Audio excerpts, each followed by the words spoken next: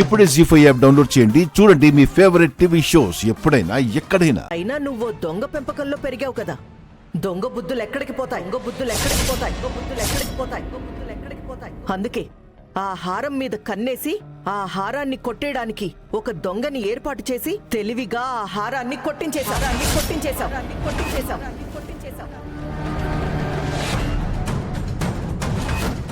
అమ్మా, ఏం మాట్లాడుతున్నావు? మైథిలి అడిగితే అలాంటి హారాలు 100 కొనిస్తాను. అలాంటప్పుడు తనకి దొంగతనం చేయించాల్సిన అవసరమే ఉంది. ఏముందా? మీ ఆవిడ గారి కోసం నువ్వు ఎంతో ఇష్టపడి ఆ హారం కొంటే మీ అమ్మగారు రచ్చ చేసి మరి ఆ హారం తనకి వచ్చేలా చేసుకుంది. అది సహించలేని మైథిలి ఎలాగైనా ఆ హారం కొట్టేయాలని గుడిలో ప్లాన్ చేసి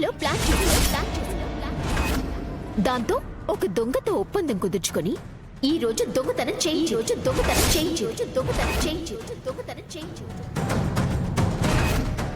అవును, ముమ్మాటికి మైథిలినే దొంగతనం చేయించింది. అందరూ కాసేపు నోరు మూస్తారా? మైథిలి ఎక్కడ పుట్టిందో, ఎలా పెరిగిందో అది కాసేపు పక్కన పెడితే తను మన ఇంటి కోడలు. తనని మనం అవమానిస్తే మనల్ని మనం అవమానించుకున్నట్టే. అయినా ఏ సాక్ష్యం లేకుండా ఇలాంటి నిందలు ఎలా వేస్తారు?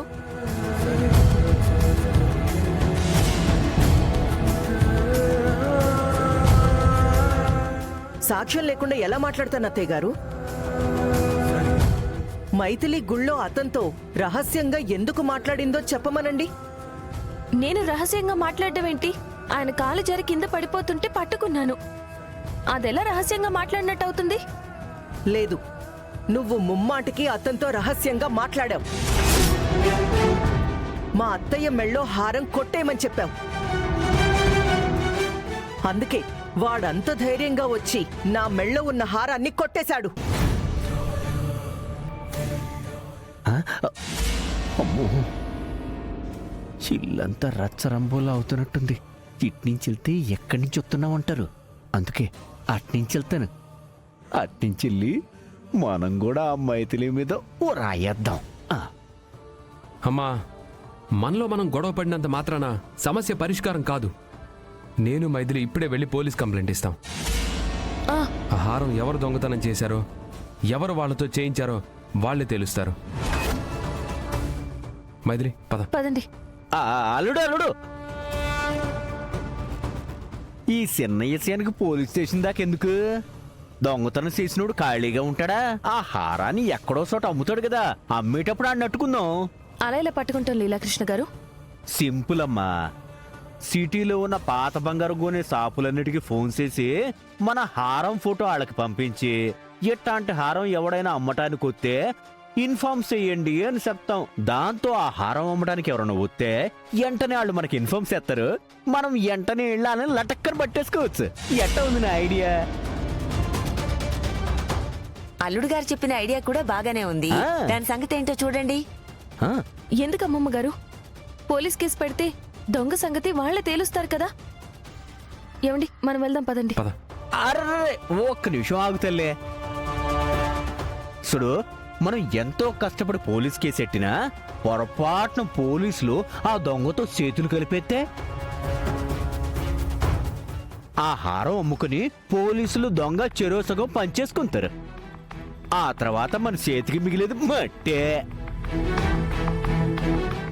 అవునన్నయ్య, నువ్వు చెప్పింది కూడా కరెక్టే. పోలీసులు మంచివాళ్లైతే పర్వాలేదు, పొరపాటున కరప్టెడ్ ఆఫీసర్స్ అయితే నువ్వన్నట్టుగానే ఆ దొంగతో చేతులు కలుపుతారు, ఆ హారాన్ని మాయం చేస్తారు. సరే, మరేం చేద్దామంటారు? మైథిలి, నీ వల్లే ఆ హారం పోయింది కాబట్టి ఆ హారం నువ్వే తీసుకురావాలి.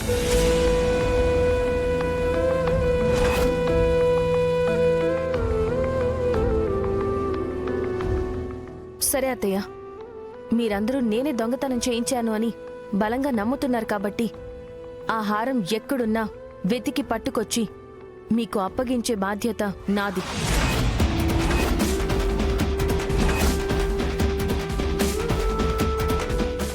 ఊరికే శపథాలు చేయటం కాదు, సరిగ్గా 3 రోజుల్లో ఆ హారం దొరకలేదో హారం నువ్వే దొంగతనం చేయించావని నమ్మాల్సొస్తుంది.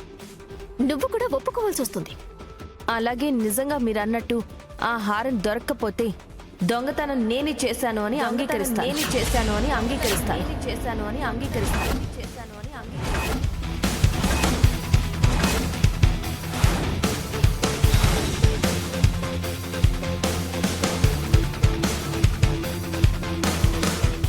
అంగీకరిస్తే ఏమవుతుందో తెలుసుగా. నువ్వే దొంగవని తేలిందో ఆ తర్వాత మేం తీసుకునే నిర్ణయం అతి భయంకరంగా ఉంటుంది. జాగ్రత్త. పత్రిష,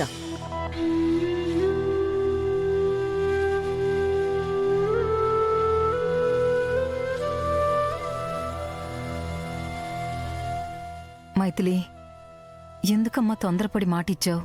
ఆ హారం దొరక్కపోతే నువ్వే దొంగతనం చేశావని నిన్ను పుట్టింటికి పంపించేస్తారు, లేదా పోలీసులకు పట్టిస్తారు. ఎందుకిలా ఒప్పుకున్నావు? పోయిన హారాన్ని తెచ్చిస్తానని మైథిలి ఒప్పుకోవడంలో తప్పేమీ లేదమ్మా. తన నిజాయితీ నిరూపించుకోవడానికి ఇదొక అవకాశం అనుకుంటాం. జాగ్రత్త నాన్న. 25 లక్షల హారం కోసం పండంటి కాపురం నాశనం అయిపోతుందని భయం అంతే.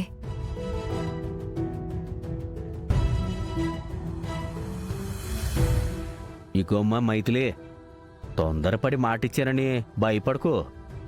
ఇగో తర్వాత తేడా వచ్చిందనుకో పర్మనెంట్గా పుట్టింట్లో ఉండాల్సి వస్తుంది.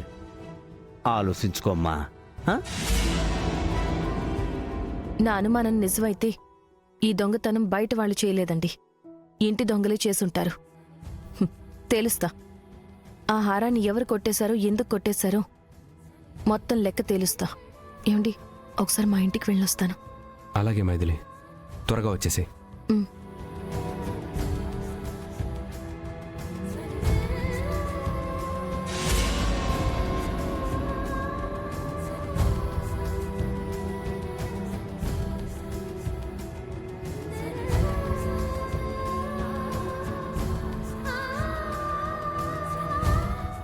ఇది ఎక్కడికి వెళ్తుంది?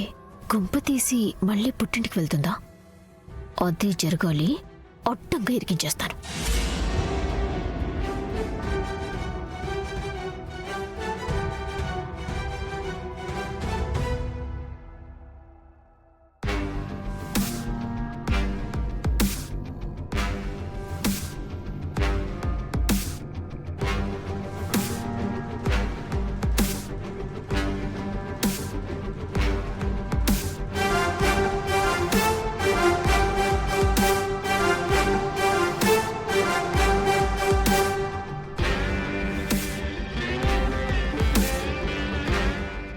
ఏమే మైథిలి, గుడికొచ్చినంత ఈజీగా పుట్టింటికొచ్చేస్తున్నావు కదే.